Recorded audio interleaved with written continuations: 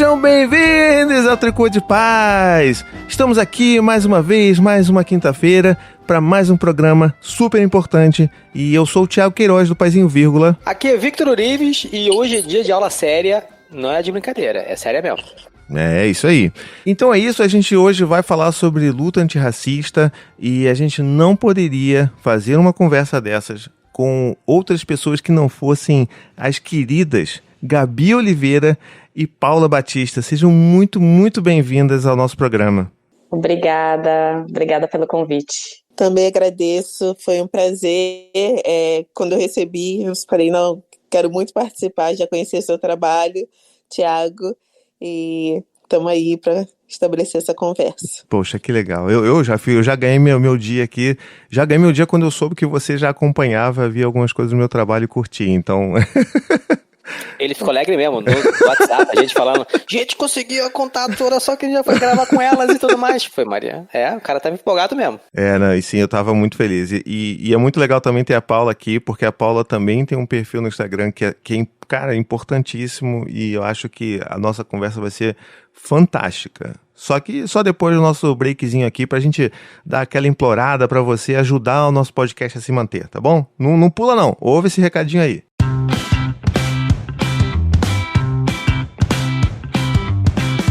Se você ama esse podcast tão supimpa, você pode nos ajudar a manter esse podcast vivinho da Silva. Por apenas R$15 por mês, você não só faz a sua parte ao apoiar a produção de um conteúdo que você gosta, mas tem muitas recompensas, como o nosso chat supimpa, a possibilidade de ouvir as gravações ao vivo e participar via chat. E mais ainda, um quentinho no seu coração para ajudar no podcast que você ama. Vá então em paizinhovírgula.com/apoiar para conhecer todos os planos e apoiar a gente. E se você quiser outras opções, tem também no picpay.me/tricô de paz e patreon.com/tricô de paz. Tricô de paz! Muito bem, vamos lá. Eu acho que antes da gente começar a conversa, vamos só para vocês poderem falar quem vocês são, o que vocês fazem da vida, né? Quem são vocês na fila do pão, já dá o serviço completo logo no início, para o pessoal já começar a seguir, caso ainda não siga, e aí a gente começa o nosso diálogo. Então, para quem não me conhece, eu sou Gabi Oliveira, eu tenho 28 anos, sou formada em comunicação social e atualmente sou criadora de conteúdo para a internet, tenho um canal no YouTube que comecei em 2015, e nesse canal, desde o início, eu sempre tive como propósito tratar de questões raciais e também de estética negra, de valorização da estética negra. Estamos aí, então, 5 anos já criando conteúdo para as diversas plataformas e estabelecendo conversas que eu considero muito importantes. Lindo, lindo. E diga-se de passagem, é muito louco isso, porque quando você falou que você já viu alguma coisa minha anos atrás, eu também tenho essa lembrança de ter muitos anos que eu já vejo seus vídeos, e é muito incrível quando você vê o trabalho de uma pessoa que perdura durante anos, né? Porque tem muita gente que começa a fazer, depois para o canal, e aí entra em ato. E, poxa, é tão legal ver quando pessoas como você, que estão fazendo um trabalho tão importante e estão aí há tantos anos produzindo, sabe?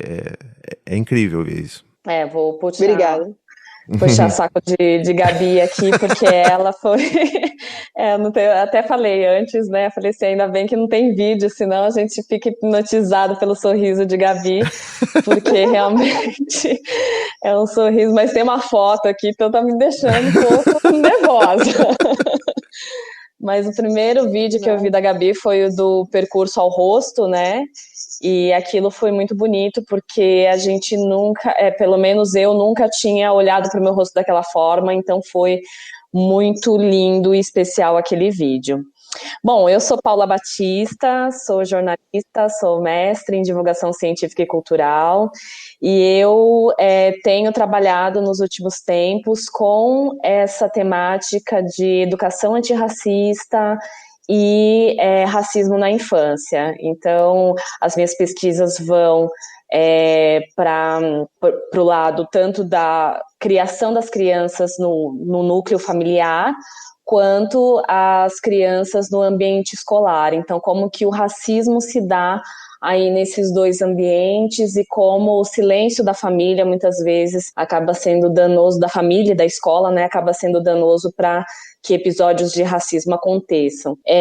O meu arroba é o Ser Antirracista, que lá eu compartilho muito conteúdo sobre educação antirracista. Então, para todas as pessoas que querem entender mais, querem estudar, querem saber, lá eu publico vários assuntos que vão trazer aí mais conhecimento sobre essa área, sobre essas questões. Perfeito. Só lembrar, acho que a Gabi não falou, então vou fazer a honra aqui de falar para todo mundo seguir @Gabi de Pretas. Se eu não me engano, em todas as redes sociais, né? É o mesmo arroba, não é? Na verdade é só no Instagram, que é só no Instagram? Gabi de Pretas. No Twitter é De Pretas e no YouTube acha como Gabi Oliveira. Beleza. Então já vão seguindo aí enquanto vocês ouvem essas mulheres incríveis falando. Eu acho que a gente podia... A Paula puxou um pouco disso também, né? A gente falar sobre o que é a educação antirracista, o que é a luta antirracista. Eu particularmente, assim, obviamente eu tenho me interessado ao longo desses últimos anos em saber, me desconstruir, saber como que eu posso, primeiro, né, sair do lado do opressor e tentar entender como que eu posso me unir a essa luta como um aliado, enquanto pessoa branca, né? Mas eu acho que, assim... É meio recente, eu posso estar completamente enganado, mas eu queria já tirar essa dúvida com vocês, que é meio recente que se fale em antirracismo. É isso mesmo ou é uma percepção completamente equivocada minha? Então, como uma pessoa que na universidade estudou questões raciais e tal, o termo antirracista, para mim, é muito recente. Não sei se a Paula já conhecia, mas eu confesso que a primeira vez que eu ouvi o termo foi numa publicação na internet mencionando a Angela Davis, falando que não importa não ser racista, mas você precisa ser antirracista. Foi a primeira vez que eu tive contato direto com esse termo e usando da forma como a gente entende hoje. Mas essa é uma discussão que, mesmo sem nome, essas pessoas, elas sempre existiram, pessoas que entendiam, mesmo não sendo pessoas negras, elas entendiam que era necessário lutar por igualdade racial. Essas pessoas existem. Sim. Elas podem colaborar, obviamente, mas eu costumo falar que eu, particularmente, não conto com a sensibilização de uma grande quantidade de pessoas não negras, porque é muito difícil você conseguir sensibilizar quem não vive. E aí, aqui no Brasil, principalmente, a gente não teve divisões muito estabelecidas por lei, assim, a gente não viveu um regime de segregação institucional. A segregação existe. Se você olhar a escola de um bairro de classe média, por exemplo, você vê que não tem crianças negras ou tem uma criança negra. Sim. Então, a segregação social, ela está aí, né? A segregação racial. Mas por não ter institucionalizado isso de uma maneira abrangente, muitas pessoas nem se identificam, nem param para pensar o quão racista elas são, assim, porque é tudo muito nas entrelinhas. Tanto que tem uma pesquisa que ficou famosa no Brasil, que perguntavam, você considera que existe racismo no Brasil? Aí, sei lá, 90% das pessoas falaram que consideravam que existia racismo no Brasil. Aí perguntava, você se considera racista? E aí 10% falou que se considerava racista. Então como que tem esse racismo todo se ninguém é racista? Para se tornar antirracista, o processo, né, precisa, ao meu ver, ele precisa primeiro de você identificar que existe o racismo e que você, muito provavelmente, reproduz esse racismo. E aí, a partir disso, o próximo passo é você começar a pensar em como mudar minimamente essa estrutura. Nossa, perfeito.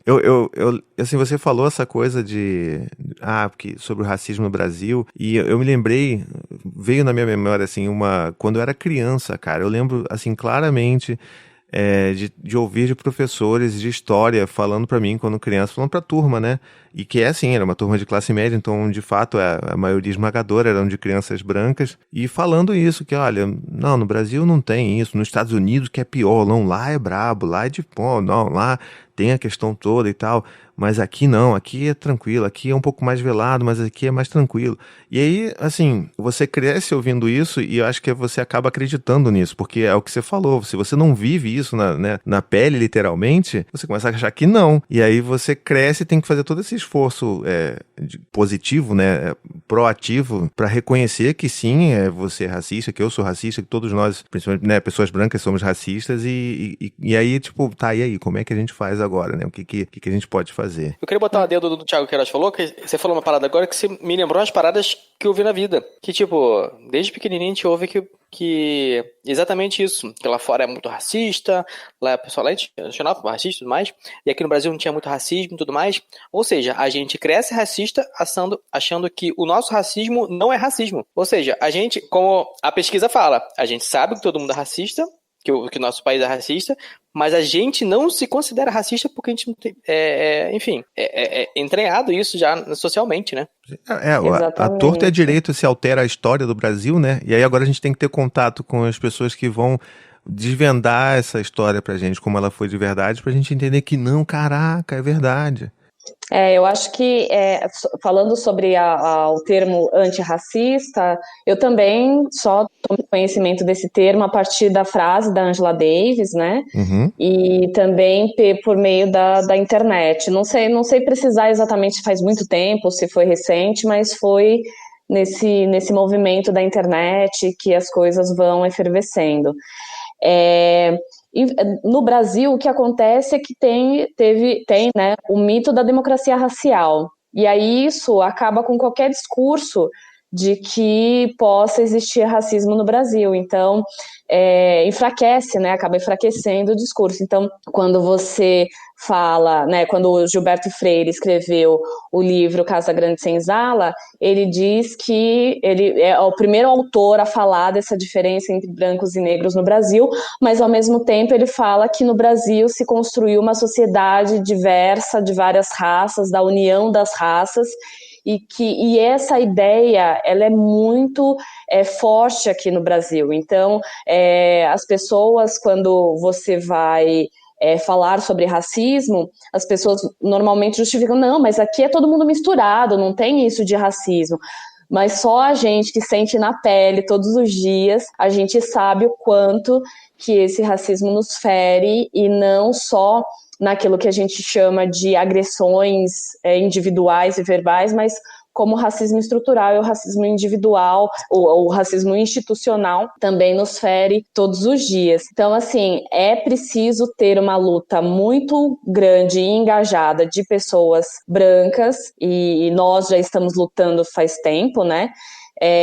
Mas até tem autores que dizem, Ney Lopes falou recentemente no Roda Viva isso, que o racismo é um problema do branco, porque né, são as pessoas brancas que precisam se engajar nessa luta para acabar, porque né, as pessoas brancas que são os opressores aí. Então, a gente precisa que estejam negros e brancos nessa luta antirracista, e essa luta é ação.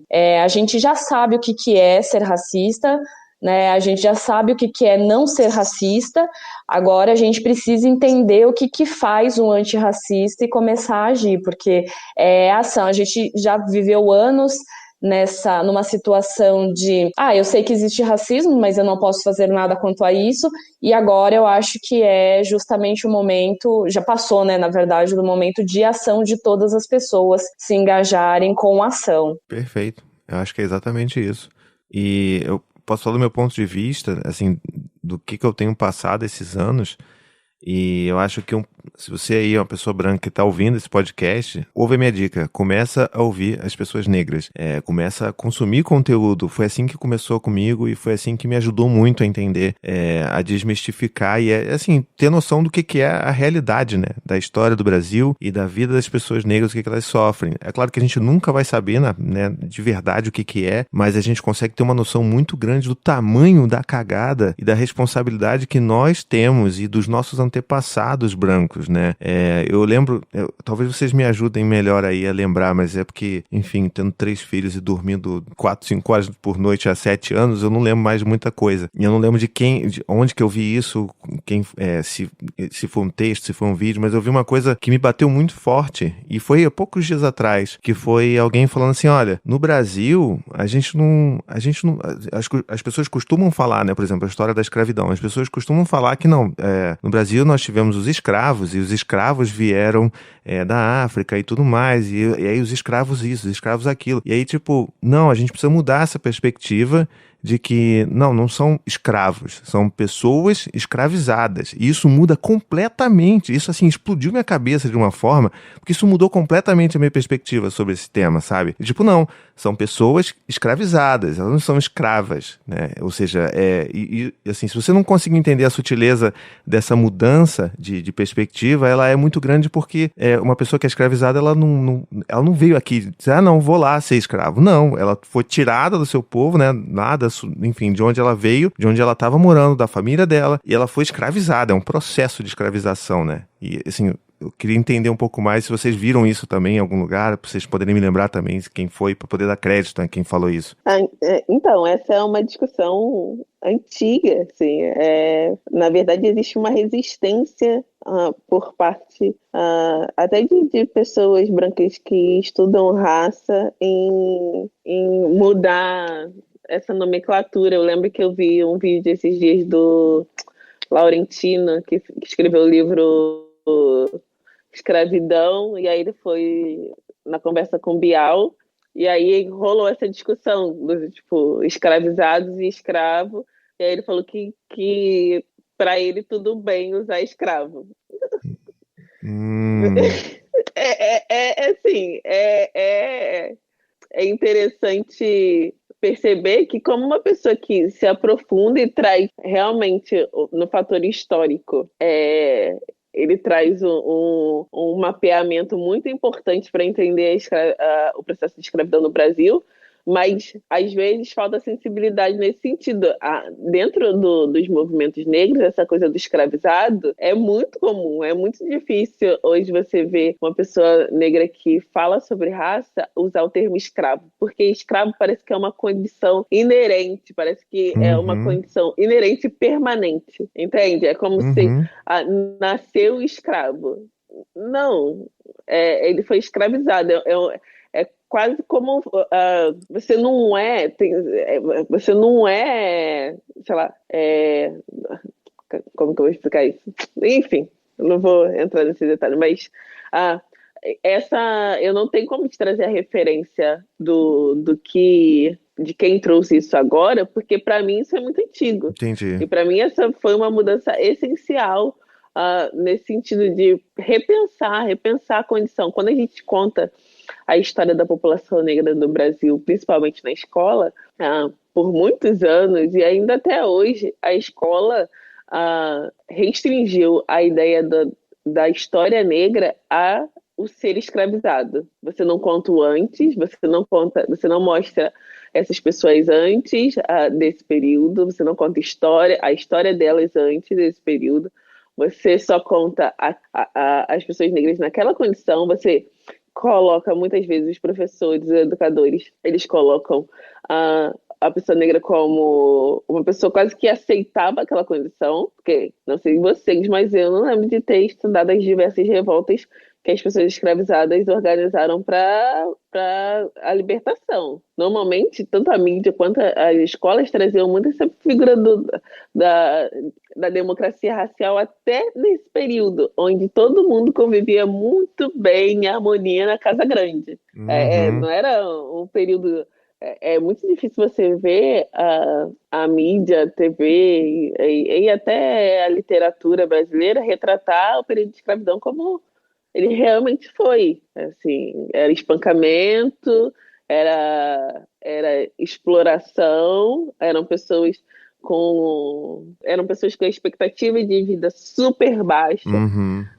E a escola normalmente ensina o quê? O período, mostra o negro e fala escravo, muitas vezes, o negro escravo, acorrentado, e depois Princesa Isabel salvando esses negros. Uhum. E aí o protagonismo, de novo, é da pessoa branca que é apresentado como libertadora daqueles negros que estavam conformados com aquela vida. Pois é. Eu respondo a sua pergunta, não, eu não tive contato com nenhuma dessas histórias de revolta, mas ouvindo você falando, eu lembrei de onde eu li isso, e eu li, na verdade, no livro Pequeno Manual Antirracista de Jamila Ribeiro. Você começou a falar e veio na minha memória aqui, então, só para as pessoas, enfim, saberem aí como que é um livro ótimo também para se ler. Eu lembro também da Djamila trazendo mesmo, trazendo forte esse termo escravizados, mas dentro da área da educação também, as pessoas têm trabalhado para que esse termo seja adotado, né? E aí a gente vê que é um trabalho de narrativas, né? Para naturalizar as violências, para naturalizar o racismo. Então, você vem com a democracia racial, em que todo mundo vive em harmonia, para desconstruir essas dores e essa violência. O termo escravo, que daí você naturaliza a condição daquela pessoa, e assim a gente vai trazendo termos, né, que vão naturalizando essas violências e esse racismo para que nada, né, sempre continue da forma como está, né? E então a gente precisa, assim como você abordou do termo antirracista, a gente precisa encontrar termos que também tirem as pessoas do conforto, que façam com que as pessoas repensem a questão do negro no Brasil. Eu acho que é essencial que a gente repense tudo isso, né? Na escola, como a Gabi trouxe, a gente tem a lei desde 2003 tem a lei 10.639, que ela obriga as escolas públicas e particulares a fazerem o ensino da cultura e da história africana e afro-brasileira para os alunos de todas as séries, e que esse conteúdo permeie toda a grade curricular da escola. E aí, assim, nos trabalhos que eu já realizei em algumas escolas, há escolas que nem sabem que existe essa lei, por exemplo. Né? Há escolas que aplicam essa lei, que fazem lá, contam a história do afro-brasileiro, fala da cultura, né, africana e tudo mais, mas em nenhum momento trata de todos esses assuntos, mas não tratam da questão do racismo. Fala da cultura, da história, como é bonito, como é legal a cultura afro-brasileira, africana, tal, mas não fala do racismo. Então, a gente vê que sempre se encontra uma forma de fugir do assunto principal, que é a questão do racismo. E a lei, justamente, ela foi criada para que no imaginário das crianças brancas e negras se mudasse o conceito e a concepção do que se tem do negro brasileiro, e também trazer a importância do negro para a construção do país, da sociedade, né, do Brasil. Então, os professores, às vezes, tocam no assunto, mas não falam da principal questão que norteia esse assunto, que é o racismo. E aí continuam acontecendo episódios racistas nas escolas sucessivamente. Então, claro que na escola a gente tem uma deficiência de conhecimento dos professores, os professores não são preparados, muitos não estudaram o período histórico antes da escravidão, principalmente localizado ali na região da África. Outros, né, tem vários cursos disponíveis, inclusive gratuitamente, na internet e tudo mais, que as pessoas podem se atualizar, mas ainda há essa questão, né? Eu não sou especialista nesse assunto, eu não sei falar, eu não tive essa aula na universidade, e acaba tudo sendo naturalizado, todas essas violências sendo naturalizadas esses anos todos, né? E um dos grandes impedimentos dessa lei ser implementada nas escolas é o racismo religioso, né? Porque quando você fala de cultura negra, é uma cultura que foi estigmatizada desde, né, que o Brasil é Brasil, e demonizada também. Então, as pessoas conseguem falar sobre Thor, né, mitologia e etc. Mas quando fala de cultura negra, elas já colocam não quero ensinar coisa do diabo para as crianças. Nossa, muito verdade. É exatamente isso, assim, porque a gente estuda, né, mitologia grega, mitologia nórdica e a mitologia africana, né? Por que a gente não pode estudar nas escolas? Então, tudo que é nosso é colocado nesse lugar de que não pode, que não sabe falar, né? Como se parece, às vezes, eu fico achando que nós, pessoas negras, viemos para cá ontem, né? Não se sabe nada da nossa cultura, não se sabe nada, né? Os brasileiros não sabem lidar com o que é do Brasil. E é muito triste isso. Muito, cara, muito. E assim, eu já vi assim, pessoas próximas cometendo esse racismo religioso. Eu acho que é um dos grandes impeditivos para muita coisa, inclusive, né? Essa questão, quando começa a entrar na questão religiosa. Mas, enfim, eu acho que fica bem evidente pra gente aqui que um passo muito importante para que a gente consiga realmente trazer mudanças aí vamos dizer, longo prazo, né? Mas pelo menos nessa questão da educação das crianças, isso é algo que eu vejo como algo extremamente, assim, fundamental para que as coisas mudem de fato, né? A gente tem hoje aí um bando de burro velho que vai ter que passar, enfim, deveria, né, ter que passar por essa reconscientização, mas eu vejo que, de novo, né, as sementinhas estão ali nas crianças e a gente precisava muito fazer esse trabalho com elas. E mesmo que, sei lá, se você aí tem o seu filho, tente se informar sobre como é que a escola do seu filho cuida e trata, e como é que ele retrata a história africana, como é que ele retrata a história no Brasil, do afro-brasileiro. Tenta se informar disso. Eu sempre estou atrás disso. Eu sei que a escola dos meninos trata disso com muito cuidado, sabe, com muita verdade. Mas se, por exemplo, a sua escola não faz isso, cobre, sabe? Se a sua escola não faz isso e você não tem como cobrar, ou você não tem como tirar e mudar de escola, enfim, porque de fato é uma coisa que não são todas as escolas que fazem ainda, mas que pelo menos dentro de casa você faça esse trabalho também, né? Essa lei são para todas as escolas ou para todas as escolas públicas? Só para eu fiquei com essa dúvida. Essa lei é uma lei para todas as escolas públicas e particulares. Então, é uma lei que está desde 2003 e que tem escola que ainda não sabe que a existência dessa lei. E eu acho que é excelente o que o Thiago falou.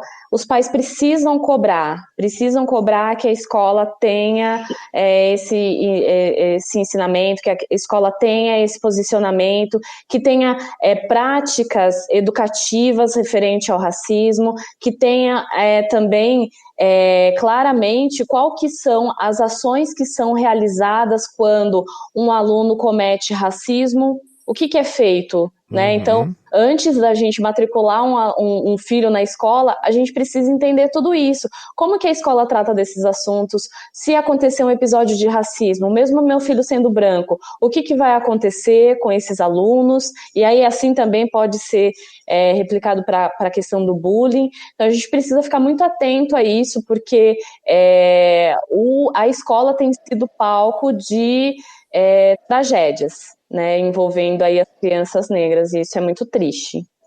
Pois é, infelizmente, inclusive, recentemente, né, volta e meia aparece relatos muito, assim, eu fico revoltado, né? Vou botar assim, relatos muito revoltantes de crianças que estão sofrendo racismo na escola em 2020 e vão continuar se nada for feito, né? Uma das coisas que a gente tem batido bastante na tecla é que não adianta os pais acreditarem que naturalmente os seus filhos não vão ser racistas.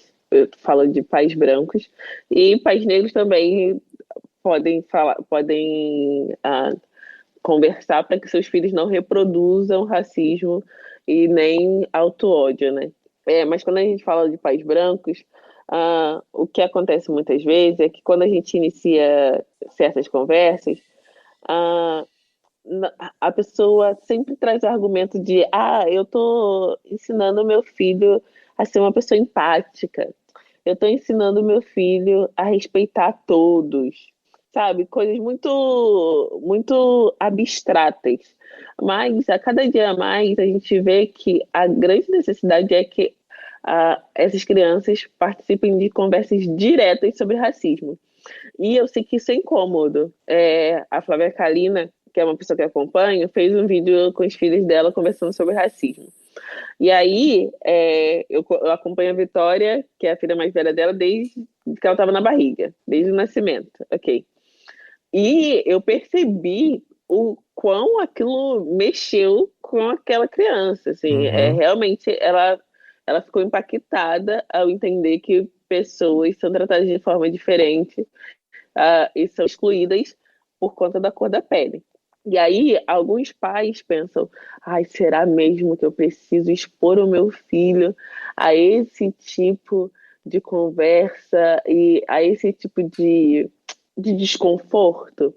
Então, se você quer ser uma pessoa minimamente empática, você precisa perceber que, ao não conversar com seu filho sobre isso, ou ele vai ser um agente que vai promover o racismo no ambiente escolar, porque, por mais que ele não receba em casa, a sociedade é uma sociedade racista, então ele recebe na TV, ele recebe nas conversas que ele tem com outras crianças.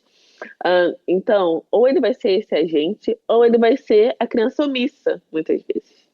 Porque quando a Flávia fala assim, se você vê isso acontecendo, você tem que me contar ou contar para outro adulto, ou você tem que falar, não façam isso, ela está ensinando a filha dela a ter uma posição que é a certa, né? Que é realmente a posição de uma pessoa empática. Ser omisso, se você se mostra omisso diante de uma opressão, você não é uma pessoa empática, você não está sendo empático, você não está sendo bonzinho, etc. E os pais, eles tendem a acreditar que basta criar, mas eu criei ele de forma positiva, eu criei ele para ser uma pessoa boa. E aí você acha que isso vai blindar o seu filho de ser agente ou de ser omisso. Nossa, maravilhoso o que você falou. É exatamente isso. Eu vi esse vídeo da Flávia e, curiosamente, eu fiz um vídeo também. A gente fez um vídeo mais ou menos ao mesmo tempo, assim, falando sobre esse tema. E eu também fiz um sobre isso no meu canal. E eu falei até sobre uma grande conversa que a gente teve com o Dante, que é o nosso filho mais velho, né? Acho que é isso, o Dante tem 7 anos, o Gael tem 5, que é o do meio, né? Então, assim, são idades que a gente já deve estar falando sobre essas coisas. E as crianças entendem, não é achar que a criança não vai entender ou que você vai chocar, assim, claro, a gente vai adaptar a linguagem, mas as crianças precisam ter noção, né? A gente não precisa, sabe? Porque assim, não, mas eu tenho que proteger, eu tenho que falar de uma forma mais amena e tentar embelezar a coisa. Não, porque a coisa não foi bonita, né? E a gente, como pai branco, a gente consegue fazer isso porque a gente tem o privilégio de ser branco e dos nossos filhos serem brancos, eles não sofrerem essas coisas horrorosas que acontecem. Então a gente tem que trazer esse peso da responsabilidade. Eu lembro que uma coisa que mudou no Dante foi justamente quando a gente conversou com ele sobre... enfim, a gente deu a noção para ele de que no Brasil mais da metade das pessoas são negras. E aí a gente falou assim, olha, então pega todo mundo, bota numa caixa. Imagina essa caixa, mais da metade das pessoas, elas são negras, tá bom? Tá bom. Agora, imagina com a gente, na sua escola, na sua sala, quantas crianças negras tem lá? E ele começou a falar o nome dos colegas, assim, foge um pouco até do padrão de escola de classe média, né? Mas, enfim, tinham 4, 5 crianças negras na turma dele, que já é mais do que o normal. Do que o normal, não. Mais do que o frequente, né? Dentro dessa bolha social. E aí a gente falou com ele, então, olha só, Dante, se você... Né, se a gente mora num país que metade das pessoas, mais da metade são negras, por que não são mais da metade das crianças da sua sala são negras também? E aí acho que foi a primeira tino que ele teve de desigualdade, assim, pelo menos talvez um esboço, né? Obviamente ele não consegue elaborar o que é desigualdade social aos 7 anos de idade, mas acho que foi a primeira coisa o primeiro impacto que ele teve, que ele, poxa, é verdade, devia ter. Aí a gente, pois é, tá vendo? Muitas crianças negras que deveriam estar na sua sala de aula, na sua escola que é bem legal, que ensina um monte de coisa legal, e elas não podem, porque é uma escola que o papai e a mamãe precisam pagar dinheiro por ela. E essas crianças não vão ter acesso a todas as informações que você vai ter, por exemplo, na sua escola. E aí você percebe que a criança se sente mal, assim. Eu acho que um mal, não é porque eu tô querendo provocar, fazer um mal ao meu filho, mas é o peso da responsabilidade, de que, caramba, entendi. Então, realmente, isso acontece, isso é grave. E aí, é a mesma conversa também de, olha, se os seus amigos, você tem um dos seus melhores amigos, ele é negro. E sempre que alguém implicar com qualquer coisa dele, você tem que ficar atento se tá só sendo uma brincadeira entre amigos ou se de fato é alguma coisa falando sobre o cabelo dele, sobre a cor dele, sobre a forma como ele fala ou a forma como ele se veste. Então você tem que se posicionar também. E eu acho que é a mensagem mais importante que a gente tem que fazer para todo mundo que tem filho branco, que é branco, que tá aqui e que quer realmente se unir e, enfim, fazer alguma diferença nessa luta que a gente está tentando promover. Educar seus filhos. Se educar também, mas educar seus filhos. Sim. Exatamente. É isso que eu falei, né? A questão do antirracismo é ação. Então não adianta também só falar para a criança que existe, né? Precisa chamar, né, que nem vocês falaram, chamar a criança para ação, para que ela entenda, ela possa identificar quando o episódio acontece, ela não faça isso, né, em primeiro lugar, não faça isso, que ela possa identificar quando acontece e que ela possa ou repreender quem está fazendo ou pedir ajuda para que isso seja sanado, porque realmente tá ali, né, nas crianças, e a gente tem a ideia de que as crianças, que eu vou falar com a criança, vai chocar, ela vai se sentir mal, como a Gabi falou, é uma conversa incômoda, mas é uma conversa necessária para diminuir estragos aí no futuro, e as crianças já sabem, porque em todos os lugares a gente consegue enxergar o racismo acontecendo, né? Então, a criança principalmente se ela tem aí uma vida, uma realidade privilegiada, então ela consegue, a gente ensina para as crianças desde pequena, né, que existe cor para tudo, né? O céu é azul, né, o sol é amarelo, tal. E aí ela também vai começar a classificar as pessoas pela cor da pele. Então ela vai perceber quem é que no restaurante está sentado comendo, quem é que está servindo, na escola, quem são as pessoas que ensinam e decidem as coisas e quem são as pessoas que servem e que limpam, né? Ela vai ver no condomínio, no prédio, quem é a pessoa que fica na portaria, quem são as pessoas que limpam e quem são as pessoas que moram, e também dentro da família, né? Qual é a cor da pele das pessoas que a família tem afeto, trata bem, trata com carinho, e qual é a cor das pessoas, né, que para a família não é sinônimo de amizade, por exemplo. Então, só nisso, a criança já entendeu como que funciona a sociedade brasileira. E aí, a gente, às vezes, fica se eximindo de falar sobre a questão do racismo, e não percebe que a criança já entendeu o que está acontecendo, já entendeu o que está rolando. Então a gente precisa explicar para ela o que acontece de fato, por que acontece, e todas essas questões históricas, né? Eu tenho visto, assim, eu fiz uma reportagem agora para uma revista e eu entrevistei 2 famílias negras sobre a questão do racismo, e nas 2 famílias tiveram ali episódios assim gravíssimos de racismo. Eu tenho na minha família uma criança que sofreu recentemente episódios racistas na escola, que são assim destruidores, né? Se eu perguntar para a Gabi, ela vai ter relatos do que ela vivenciou na escola de processos racistas.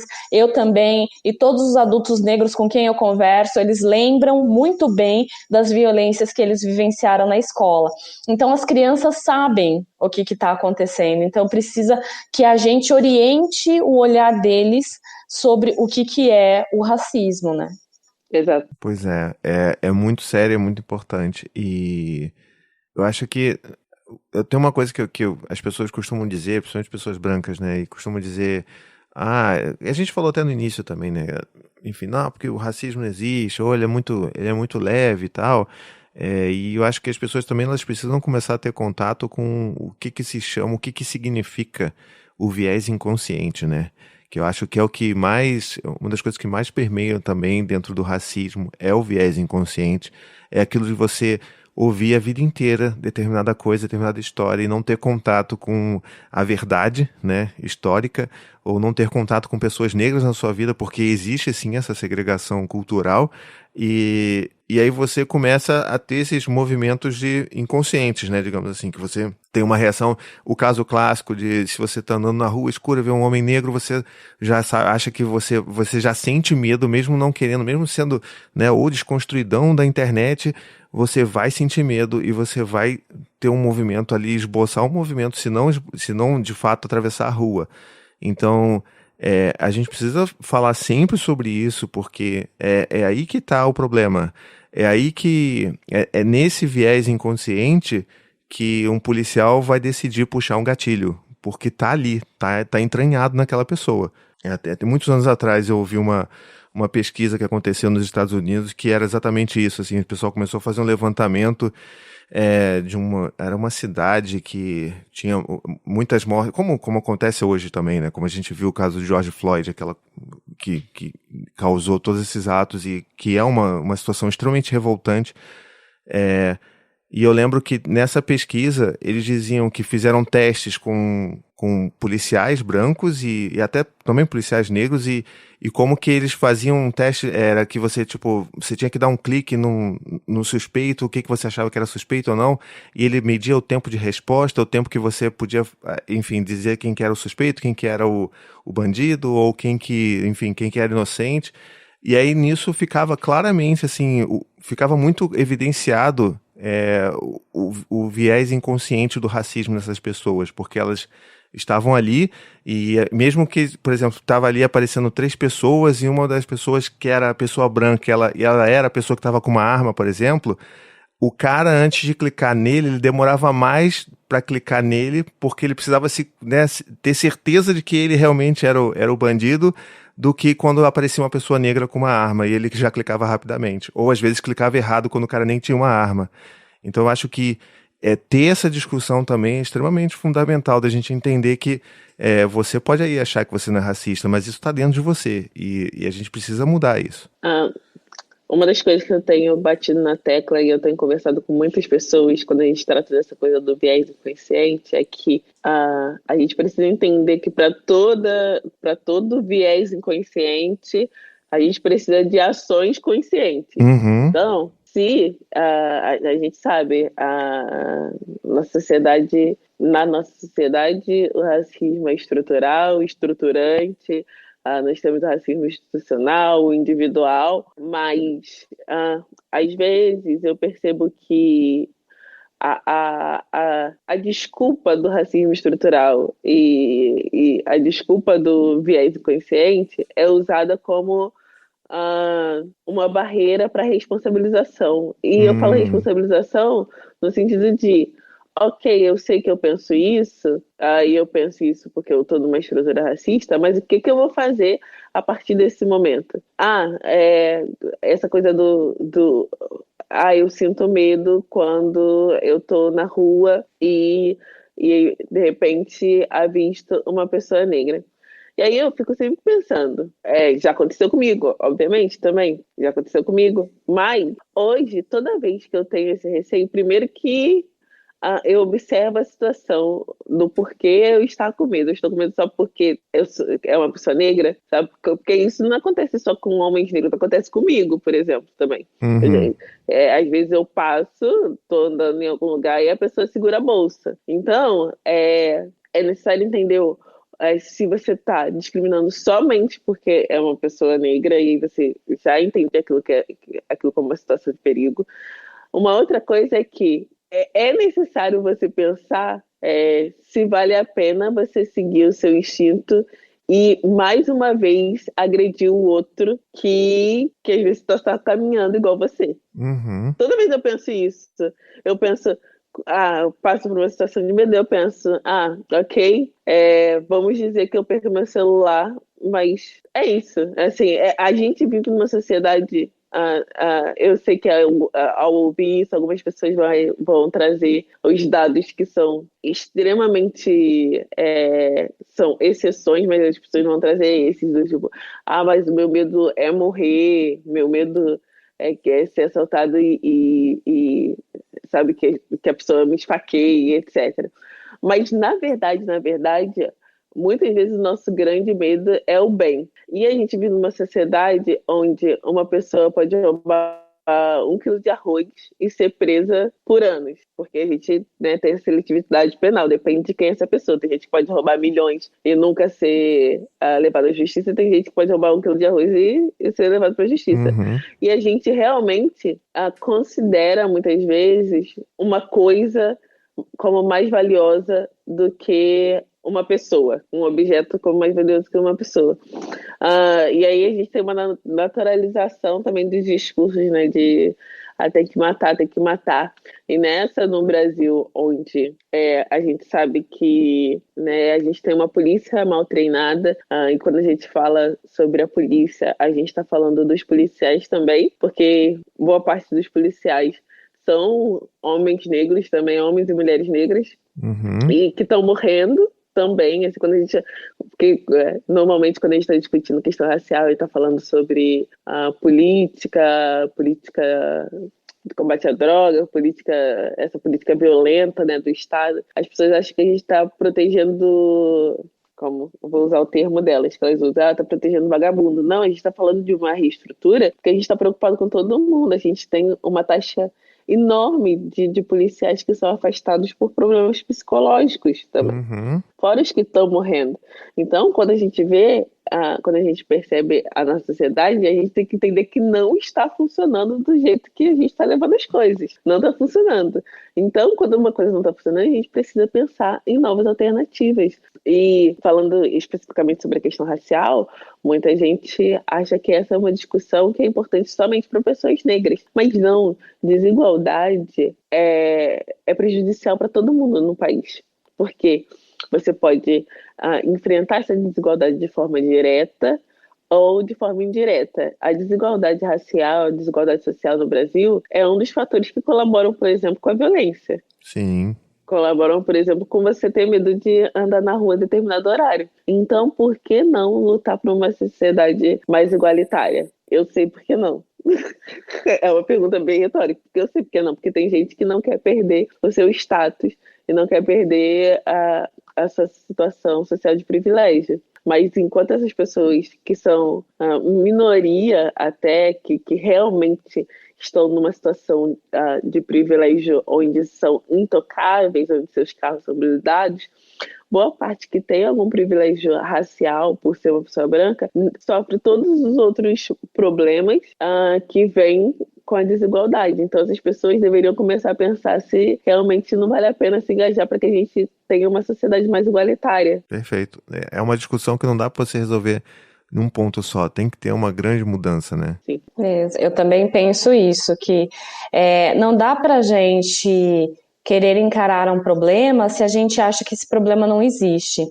Em uma das minhas falas, eu sempre digo que Né, todos nós vivemos nessa sociedade racista, então, né, todos nós somos racistas e é importante que a gente fique vigilante o tempo todo sobre a nossa postura, as nossas ações. Eu sempre pontuo também, quando eu falo isso, que as pessoas negras, se por um acaso virem a reproduzir o racismo, ela sempre faz no papel de vítima e as pessoas brancas sempre no papel de opressor, porque foi assim que a sociedade foi construída. Então, o racismo, ele é uma narrativa que constrói hierarquias de poder, hierarquias sociais, né, hierarquias de importância das pessoas. E aí, essa hierarquia que faz com que se naturalize a morte das pessoas negras. Eu achei excelente isso que a Gabi falou, porque em vez a gente não está livre. Às vezes você vai esconder a sua bolsa, você acha realmente que isso vai fazer com que uma pessoa que vai te assaltar, né, não te assalte de fato. Então, e aí, se não é um assaltante, o quanto que você vai estar ferindo a humanidade daquela pessoa.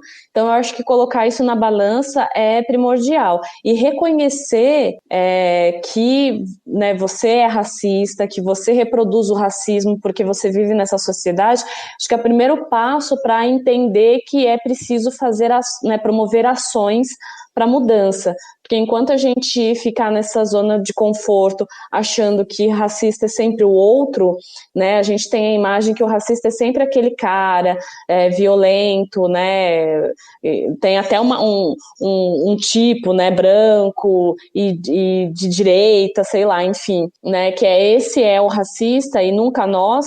Então a gente nunca vai se mobilizar para mudar essa questão. Então, eu acho essencial, muito importante, que a gente consiga enxergar, né, olhar para dentro, olhar para a realidade, olhar, né, para o nosso entorno, enxergar onde que eu estou reproduzindo os processos racistas da sociedade, do racismo estrutural, e onde eu posso modificar isso. Eu acho que é essencial para iniciar uma mudança, é preciso reconhecer que há um problema. Perfeito.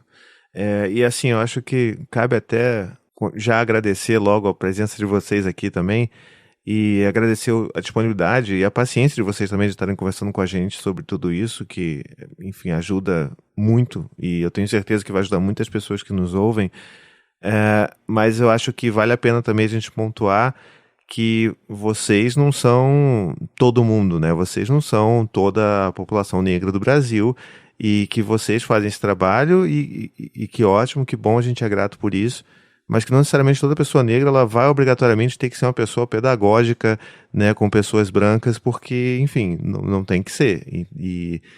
A gente nunca vai entender direito como é o tamanho da violência que vocês vivem e isso muda a pessoa, né? A pessoa ela não vai ter paciência e às vezes ela pode ter, às vezes ela pode não ter e a gente não pode também, que eu vejo muito branco fazendo isso, cobrando que as pessoas tenham paciência, tenham calma. E eu, assim, ainda mais no papel de homem branco, eu vejo que muitos homens, inclusive, fazem isso também com o movimento feminista, né, de cobrar que as mulheres tenham mais paciência com eles, e assim, não, cara, a gente tá ali, a gente é o topo do topo dos opressores, né, dessa cadeia estrutural, então a gente precisa correr atrás, a gente precisa, como a Paula falou, ter essas ações, a gente precisa se tocar e mudar efetivamente a forma como a gente se observa o outro, observa o entorno e como a gente pode alterar as nossas ações. Exatamente, assim, é muito difícil estar nesse lugar de pessoa que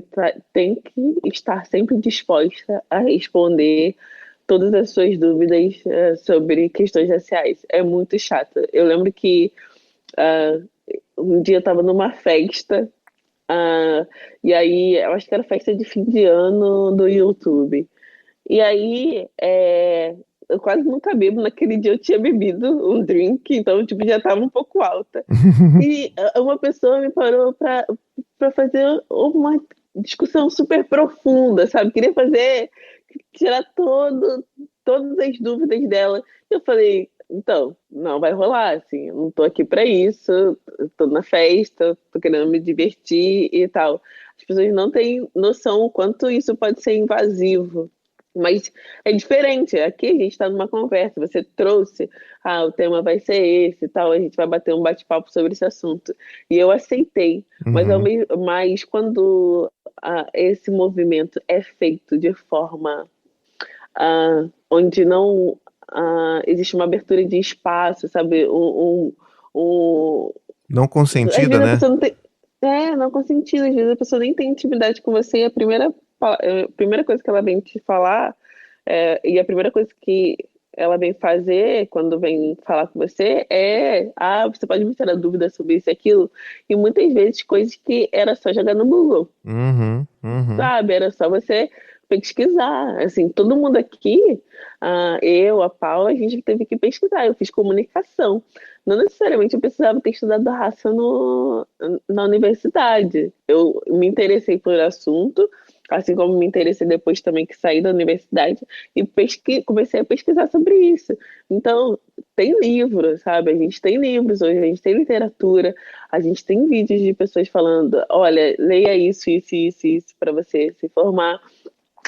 Você quer saber sobre racismo estrutural? Ao invés de você me perguntar, você joga no Google racismo estrutural. Aí vai aparecer Silva Almeida, professor Silva Almeida falando. Tem vídeo dele falando sobre racismo estrutural. Aí embaixo vai aparecer o livro dele sobre racismo estrutural. Entendeu? Não Não seria precisa mais encher a simples? paciência, né? De você e de ninguém. É só você fazer o seu trabalho de casa. Pesquisar. Exatamente, eu concordo também.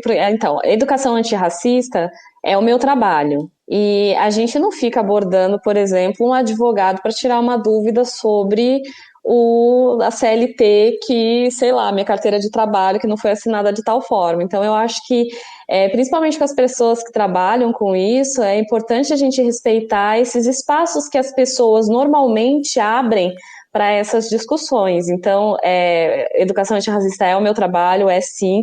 Me convidem para palestras, para cursos, para, né, Pagos. formações pagos. Mandem jobs, pô. Manda jobs. E então eu estou disposta a dialogar, a pegar na mão, a estudar, a indicar livros, a indicar estudos e tudo mais para fazermos juntos, mas no meu momento de trabalho, né? Eu acho que as pessoas precisam se disponibilizar também a estudar. Eu vejo assim que nessa questão, assim, nas palestras que eu dou, eu acabo de dar palestra, eu falei tudo, entreguei tudo. Aí vem, principalmente quando é para pais brancos, né? E aí vem a pessoa, gente, eu vou finalizar, tem mais alguma pergunta? É a última pergunta, levantar. Mas como que eu tenho que fazer essa educação antirracista? Tem algum livro que você possa me dar? Poxa, minha Então eu amada. percebo. Que há uma hora falando isso. É, É a e pergunta que aí não eu pode ter um tijolo do seu lado, né? Porque senão tu vai jogar. né? E aí eu falo assim, as pessoas também querem respostas prontas, ou elas querem assim, não, porque fulana de tal me falou isso, então é isso. Ela não pode, as pessoas têm dificuldade em criar um pensamento crítico sobre as questões, né? De ler um livro, por exemplo, do Silvio Almeida e entender o que aquilo quer dizer. Não, ela precisa que eu diga, explique, né, que eu dê uma fórmula mágica para que ela resolva o problema do racismo com os filhos dela. Então, o racismo, infelizmente, não tem fórmula mágica, é preciso ação cotidiana, ação de todos os dias, é preciso estudo, é preciso você se esforçar, é preciso você se dispor a dialogar com as pessoas. Eu falo que o palco do antirracista branco é onde não tem pessoas negras ainda. Então, naquela roda de amigos que você só tem seus amigos brancos, não tem nenhuma pessoa negra, ali, se você estudou minimamente, né, e está preparado para falar, ali é o seu palco, ali é onde você precisa falar com aquelas pessoas para que elas entendam essas questões raciais, porque talvez ali naquele espaço, eu ou a Gabi, a gente nunca consiga acessar, né? Então é importante que as pessoas saibam a importância delas também nessa luta e qual que é o lugar de palco delas, né? Isso é ótimo. E eu acho assim, do ponto de vista, sendo homem branco, né? Eu consigo me identificar muito com como que a vida é fácil para nós que somos homens brancos. E eu falo isso do ponto de vista assim, todo mundo sempre teve muita paciência, o mundo é construído pro homem branco, né, prosperar, vamos botar dessa forma. E aí, quando acontecem esses momentos de embate ou de provocação, principalmente para um homem branco, eles assumem uma postura, e eu já assumi isso muito antes, assim, antes, enfim, de me conscientizar de tantas das coisas que hoje eu penso e já mudei. Mas a gente tem essa tendência a assumir uma posição muito infantil, sabe? Assim, muito de, não, peraí, mas eu não sei, mas a fulana falou isso, mas não é isso. E aí você fica assim, gente, peraí, você voltou a ter 5 anos, você não tem mais nenhuma condição de ter fazer uma leitura crítica de qualquer tipo de situação, sabe? Você não fala como uma criancinha quando você tá falando de futebol. Você vai discutir regra de futebol, sei lá, se foi falta ou não sei como é que é, eu não entendo de futebol, mas você vai ter discussões muito delicadas e detalhadas se é alguma coisa que você gosta e que você está disposto e que não te incomode. Mas quando entram nessas coisas de provocações, o cara ele sempre tende a fazer isso, sabe?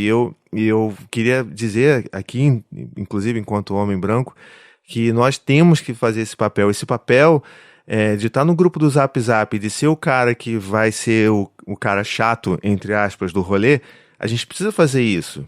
Sabe, a gente não pode mais, o fulano, ele é assim, né, ele fala os negócios, as piadas, que porra, mas não vou nem falar, porque também dá dor de cabeça, dá dor de cabeça pra você, mas pode matar outra pessoa, sabe, então, o meu recado aqui, que fique muito gravado pra você aí que tá ouvindo a gente, faça isso, faça essa ação, eu recentemente tive que ter 2 posturas dessas em grupos de WhatsApp, e eu sei que é chato, eu sou uma pessoa que eu não gosto muito de participar de embates, então eu sei que é chato, mas é importante, então assim, é tão importante que é maior do que a sua necessidade de não participar de embates e de questionar pessoas, então questione, fala, olha, então, sabe, isso aqui que você falou, não foi legal, ou então, como foi numa das outras situações, você pode ser mais agressivo, falar assim, gente, olha só, isso aqui não tem a menor condição, você não pode falar isso, você não pode fazer isso, parará. E a pessoa de lá já fez isso comigo também. Mas explica aí com calma. Não vou explicar com calma. Isso aqui é muito ofensivo, cara. Isso aqui é grave. Vai no Google descobrir o que é blackface, porra. Vai lá ver o que é isso. Eu não tenho que te explicar. Então, eu acho que a gente precisa ter essa consciência de que a gente também tem que provocar essas coisas, né? E eu acho que, por mais que possa ser incômodo, você não quer fazer isso com seus brothers, né, e tudo mais, é aí que a gente mais precisa fazer. Até um ponto que talvez as pessoas tirem você de todos os grupos, mas tudo bem, aí você pelo menos vai poder criar novos grupos com pessoas mais interessantes, né? Esse de grupo, eu não sou uma pessoa muito de ficar postando, né, e ficar botando a minha posição, por mais que aqui no podcast a gente deixe bem clara a nossa posição, no Instagram, Facebook, eu mexo muito pouco em rede social. Mas toda a minha raiva e xingamentos eu guardo nos meus grupos de WhatsApp. Aí tem um grupo do WhatsApp Trabalho, que eu discuto bastante, questões sociais como um todo, né? E eu tenho um grupo de reaça, um grupinho de colegas de infância, só tem reaça lá. Nossa. Esse grupo eu não saio, eu faço questão de me estressar e ficar nervoso com esse grupo e poder xingar todos eles sempre que posso, e que eu acho que isso pelo menos é minha parte de tentar fazer com que, se um deles mude de opinião, eu acho que já vai ser vitória. Acho que é exatamente isso, cara. Mas é isso, assim, eu falo que se você ser o chato do rolê vai salvar a vida de algumas pessoas, vai fazer com que algumas pessoas não sejam tratadas ou agredidas ou tratadas com indiferença, eu acho que vale a pena ser o chato do rolê, né? Então, é uma postura que a gente tem que assumir. Eu falo que existem pactos que a gente faz na sociedade. Por exemplo, se alguém é racista na sua frente, e você não faz nada, automaticamente essa pessoa que foi racista, ela vai achar que você concorda com aquilo que ela está dizendo, que você também tem o mesmo tipo de pensamento que ela. Então, eu, na dúvida, para que a pessoa não fique achando que eu estou concordando com o que ela está falando, eu já corto no meio, entendeu? Porque senão ela vai ficar achando que eu sou racista como ela também, ou machista, enfim. E eu não vou compactuar. E eu, enquanto tá no WhatsApp é fácil, né? O problema é no almoço de família, no churrasco, né? Que daí alguém é homofóbico. Teve uma vez que uma pessoa teve piadas homofóbicas, e aí eu olhei para ele e falei assim, você gosta de ser homofóbico? Como que é ser homofóbico? Conta para mim. E a pessoa ficou assim... Vou usar isso um dia. Espero não precisar. Vai precisar com certeza. Pode usar, né? E racista também, né? Pergunta pra pessoa, como que é ser racista? Me conta, como que é? Qual que é a sensação? E aí a pessoa começou a ficar, né, vermelha e foi servir a linguiça para outro grupo de pessoas ali, porque, né, do meu lado foi insustentável. Então aí você barra isso e nunca mais a pessoa vai fazer isso, entendeu? Então, assim, eu acho que não fui agressiva, eu acho que não fui, né, mas eu fui pedagógica. Boa definição. Bom, gente, a gente já está aqui há um tempo conversando, estamos chegando perto de meia-noite, a gente sabe que é sempre ruim segurar convidados tão importantes como a Paula e como a Gabi até a madrugada. A gente está acostumado há anos fazendo isso aqui, mas a gente não gosta de fazer essa desfeita com as nossas convidadas. Então, é impossível, é absolutamente impossível a gente falar sobre tudo o que há de ser dito. Nem é essa a proposta. A proposta desse episódio foi provocar esse início de conversa, essa discussão com todos os nossos ouvintes e que ele seja um ponto de partida, sabe, para todos vocês. Caso você nunca tenha pensado sobre isso, nunca tenha refletido, entenda que você tem que correr atrás do tempo. E, assim, acho que o primeiro ponto de partida para você seguir e aprender mais é ir no Google, ler livros, acompanhar o trabalho da Paula, acompanhar o trabalho da Gabi. E eu acho que assim a gente consegue fazer mudanças mais efetivas, né, no nosso dia a dia, nas pessoas que estão ao nosso redor, tá? Então, com isso, a gente vai agora para o nosso bloco de indicações supimpas e vamos saber o que o pessoal trouxe aí.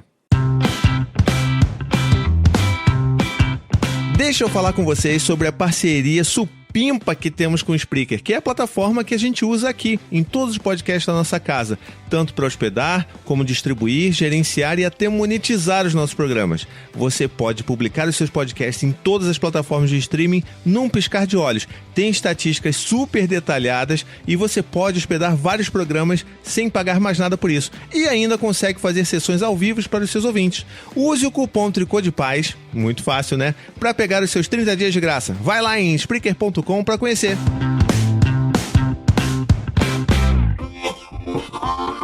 Indicações supimpas!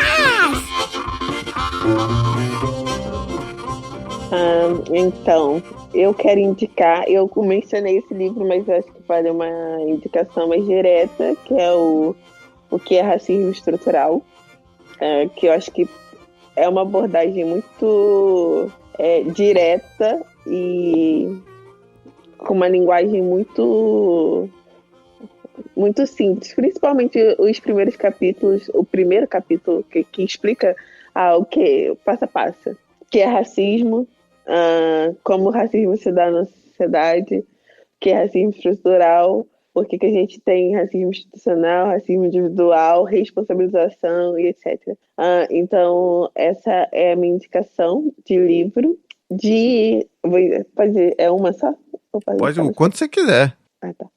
Então, eu vou indicar também o documentário A 13ª Emenda, que está na Netflix, e um outro documentário que está na Amazon Video, que é o Auto de Resistência, que são 2 documentários ligados à violência policial, à seletividade penal, sobre violência num todo e sobre encarceramento em massa da população negra. Legal. Bom, eu vou indicar o arroba da Gabi de Pretas. Obrigada. Vou indicar também o meu arroba, né, o Ser Antirracista. Segue lá, já tem, não faz muito tempo que ele começou, mas já tem conteúdo bacana lá para você ir estudando aos poucos. São pílulas diárias de desconstrução racista. Então, são esses dois. E eu queria indicar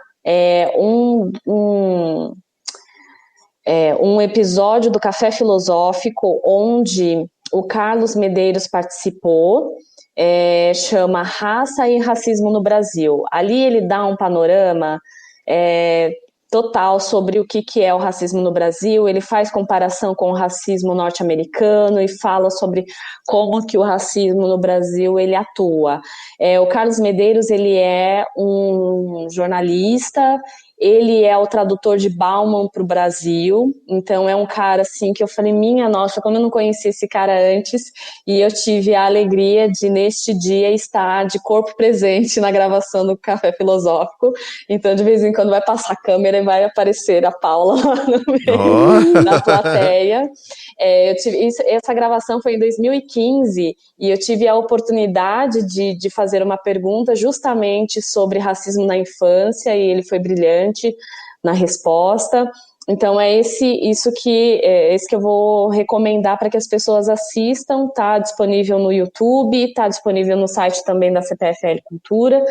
E é isso, assim, nas próximas semanas, dando um spoiler aí dos meus trabalhos futuros, vai ter uma série de vídeos que eu vou disponibilizar sobre ser criança antirracista, ser criança negra, ser antirracista. Então acompanhe lá o perfil para que vocês possam ter acesso aí aos vídeos, né, a série de vídeos.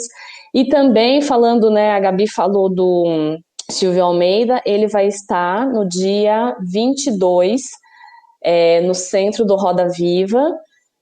Provavelmente quando esse podcast for ao ar já vai ter sido o Roda Viva, mas as pessoas vão poder ver a reprise no YouTube também. É isso. Nossa, só indicação maravilhosa. Eu quero complementar aqui com uma indicação que, sabe como é que quando a gente tem convidada que é muito modesta, a gente precisa fazer indicação por ela. Mas tem um podcast muito, muito bom que você deveria ouvir também, que é o Afetos Podcast. Eu falei com a minha companheira de podcast, a Karina, Karina, vou fazer propaganda do podcast no negócio que eu vou gravar hoje. Esqueci, gente, como eu indiquei meu próprio podcast. Sim, gente, escutem, Afetos, maravilhoso. Pois é, então assim, botem já no feed de vocês aí, esse daí é importantíssimo também e é muito bom. Eu falei no meio do podcast, o Pequeno Manual Antirracista de Jamila Ribeiro, acho que é uma leitura muito boa e é um livro curto também que você consegue ler rapidinho, então é um ponto de partida muito bom também, na minha opinião. Então, pelo menos está me ajudando bastante. E é isso. Vitor, tem alguma indicação aí? Tenho sim. Compre bonecas negras para seus filhos. Boa! É importante isso. Exatamente. É essencial trazer diversidade para dentro de casa, não ficar só esperando que eles entendam isso, né? Tenham contato com essa diversidade pela televisão ou na escola. A gente precisa trazer a diversidade para dentro de casa. Isso aí, perfeito.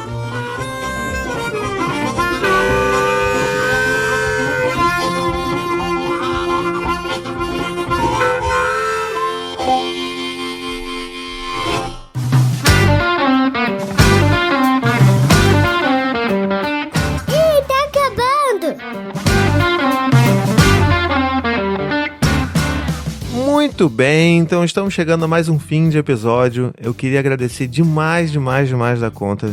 Gabi, muito obrigado pela sua presença aqui. Paula também, vocês foram incríveis e sou um grande fã do trabalho de vocês, tá? Então, muito obrigado mesmo, foi um prazer estar podendo conversar com vocês hoje.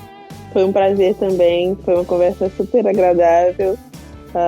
Foi um prazer estar com você, com a Paula, com o Vitor. E eu espero que a gente se encontre por aí outras vezes. Opa, precisou nem convidar de novo, hein? Gostei disso. Só não vai furar a quarentena, Vitor. No final a gente fala, vamos marcar de novo, pra gente se ver, mais um episódio que foi muito bom, dessa vez nem precisa. Eu também agradeço, foi muito agradável essa conversa. A Gabi, eu sou fã da Gabi, viu? Então, eu fico meio assim de dizer, né? Mas admiro muito o trabalho dela e a importância que a imagem dela tem nas redes sociais é muito importante para nós, mulheres negras, nos amarmos. E eu quero dar os parabéns pelo seu trabalho. Tiago, muito obrigada por esse convite. Estou muito feliz de estar participando aqui com vocês. E sempre que precisar, você sabe onde me encontrar, pode chamar e eu estou junto com você, é só chamar. Muito obrigada por essa oportunidade aqui. Então é isso, gente. Se você gostou, não esquece, segue a Gabi, segue a Paula. Já deixa lá, vim aqui pelo Tricô, para ela saber que a gente também leva alguns poucos seguidores aí, a gente tem, poxa, vamos lá, vamos fortalecer. E se você gostou desse podcast, não esquece, manda sua mensagem pra gente no tricôdepaz@paizinho.com. Segue a gente também nas redes sociais, a gente é @tricôdepaz em tudo, menos no TikTok, porque a gente se recusa a entrar no TikTok, a gente é velho, a gente não vai fazer isso. Talvez o Thiago entre. O Thiago Berto, não eu. Thiago Berto. Então é isso, a gente se vê. Peraí, tem o hashtag do dia. A hashtag do dia eu vou pegar emprestado aqui do Ângelo, nosso querido apoiador que tá aqui ouvindo a gente ao vivo e mandou aqui no chat o hashtag precisamos falar sobre racismo. Então essa é a mensagem do episódio. A gente se vê na próxima quinta-feira. Um beijo, até a próxima e tchau, tchau. Boa semana, Supimpa. Tchau, tchau, gente. Tchau, tchau, até a próxima.